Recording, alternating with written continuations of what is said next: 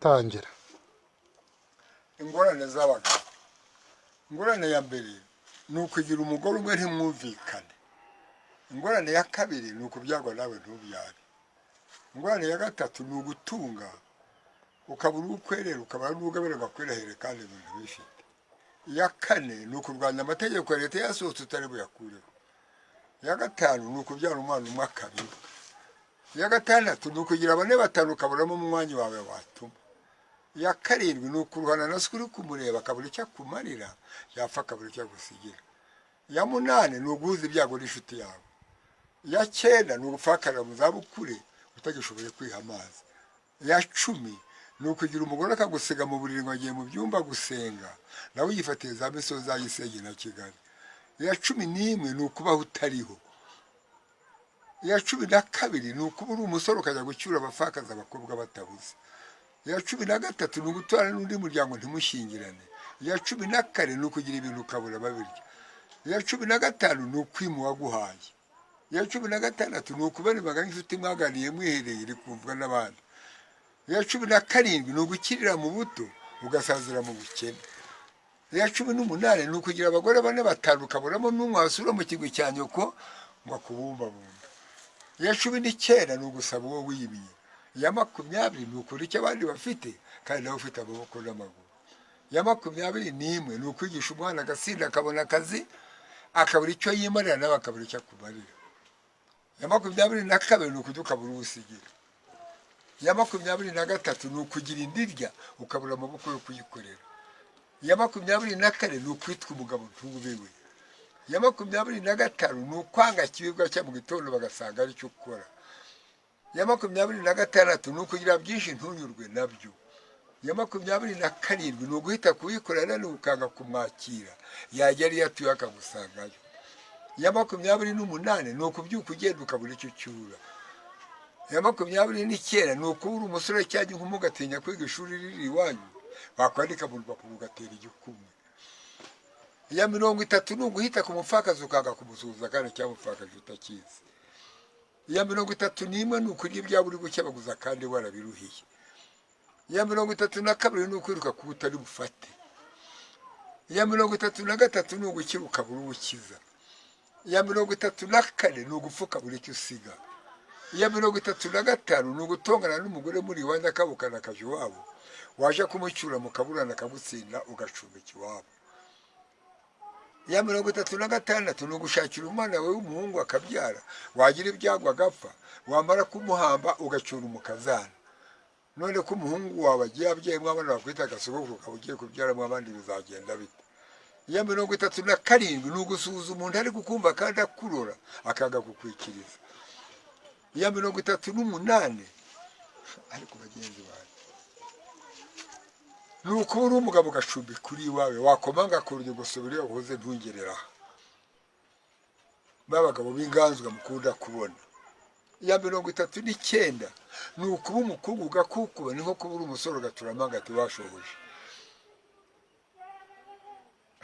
Iya mirongo ine ni ukuba uri umugabo ugasahura iwawe uri buharari babandi bajyana ibiryo mu mbote ngo bagiye kunywa umugore akavuga ngo mwanjaniye ibiryo akabura uko amubwira ngo mureke.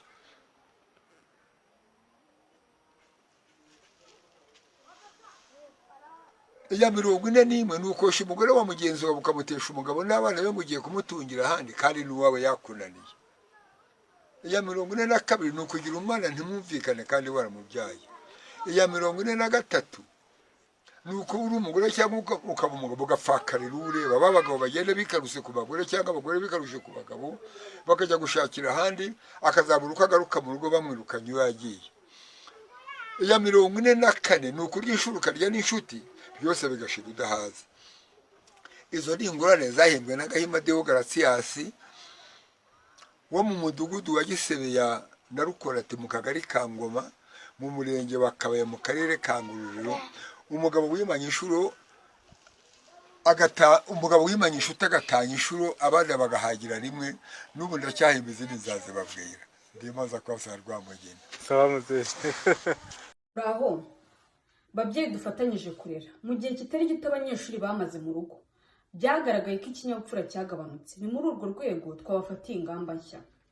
mubyeyi, umwana wawe nafatwa yasimbutse ikigo, ntituzamutuma imifuka ya sima nk'uko mwari mubimenyereye, ahubwo muzagura ikibanza azaba yasimbukiyemo, kuko ubwo ntabwo azaba ahagijwe n'imbibi z'ikigo mwamushyizemo.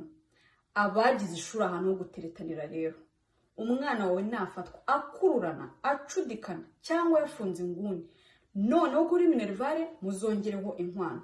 Ishuri si imisango. Ariko se nkamwe ukurikiye inama koko, muzinye telefone zanyu. Dukomeze. Uzafatwa yagabanyije iniforme yayigize mini cyangwa icupa mu bikoresho by'ishuri asanzwe azana, azongeraho imashini yo kudoda, abo umunyamideli dore akazaba yigize umuyowayi. Umushizi w'isono uzafatwa yogera hanze, ahasigaye azaba yagaragaje ubwisanzure buhagije, afazari azogere kuri rasamburema. Umunyeshuri uzafatwa ari kumesa mu masaha yo kuryama, uwo azahanishwa kurara irondo, kuko n'ubundi bitotsi ntacyo bimumariye. Ibyihebe bizafatwa birimo biracura umugambi wo gukubita animateri cyangwa animatrice kuri Jeudi Noir. Abo bo ni Boko Haram, tuzabamenyesha sitasiyo ya polisi, tuzaba twabafungishijeho, mujye kubifatira mwenyine. Umwana uzafatwa yaraje ibijumba muri dortoir, icyo nyitindeho cyane. Abanyeshuri bamaze iminsi bajyana ibijumba muri dortoir ngo byo kurisha, byo kunywesha igikoma mu gitondo. Uzafatwa rero, ibyo ngibyo mba numva babita ngo gutega imibu. Uwo tuzamuhereza kubakira imigozi y'ibijumba. Uzaregwa gutera abandi udushoka kuri table, ni ukuvuga ngo gucura abo basangira. Umubyeyi wazishingira abo bana baharenganiye, abagaburira ibyumweru 2 bya vacances. Mworohe muze twumvikane. Ako mama Merve, si wowe umukobwa we yirirwa acura abandi igikoma? Buretse turabaza ikibazo cyawe nyuma, buretse. Dukomeze. Umunyeshuri uzafatwa arimo ararira mu kabasi cyangwa anywera mu ijagi, icyo gisambo kizahanishwa koza mu vero 2 mu cyumweru. Uwo tuzafatana telefone we, yemwe Minervale yarisigaye, tuzayimuguramo amayinite yose, ahamagara iwabo baze bamucyure burundu. Uzakarota itide ya mu gitondo, abangaba birirwa bihisha muri toilette basibye misa, tuzamutiza abashumba agenda ku kamase. Hano ntabwo dukunda abanyeshuri ba indiscipline.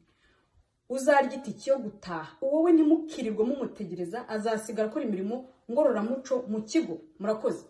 Babandi bafite ibibazo muzamure twumve. Aho babyeyi dufatanyije kurera, mu gihe kitari gito abanyeshuri bamaze mu rugo, byagaragaye ko ikinyabupfura cyagabanutse. Ni muri urwo rwego twabafatiye ingamba nshya. Mubyeyi, umwana wawe nafatwa yasimbutse ikigo, ntituzamutuma imifuka ya sima nk'uko mwari mubimenyereye, ahubwo muzagura ikibanza azaba yasimbukiyemo, kuko ubwo ntabwo azaba ahagijwe n'imbibi z'ikigo mwamushyizemo. Abagize ishuri ahantu ho guteretanira rero, umwana wawe nafatwa akururana, acudikana cyangwa yafunze inguni, noneho kuri Minervale muzongereho inkwano. Ishuri si imisango. Ariko se nkamwe ukurikiye inama koko, muzinye telefone zanyu. Dukomeze. Uzafatwa yagabanyije iniforme yayigize mini cyangwa icupa mu bikoresho by'ishuri asanzwe azana, azongeraho imashini yo kudoda, abo umunyamideli dore akazaba yigize umuyowayi. Umushizi w'isono uzafatwa yogera hanze, ahasigaye azaba yagaragaje ubwisanzure buhagije, afazari azogere kuri rasamburema. Umunyeshuri uzafatwa ari kumesa mu masaha yo kuryama, uwo azahanishwa kurara irondo, kuko n'ubundi bitotsi ntacyo bimumariye. Ibyihebe bizafatwa birimo biracura umugambi wo gukubita animateri cyangwa animatrice kuri Jeudi Noir. Abo bo ni Boko Haram, tuzabamenyesha sitasiyo ya polisi, tuzaba twabafungishijeho, mujye kubifatira mwenyine. Umwana uzafatwa yaraje ibijumba muri dortoir, icyo nyitindeho cyane. Abanyeshuri bamaze iminsi bajyana ibijumba muri dortoir ngo byo kurisha, byo kunywesha igikoma mu gitondo.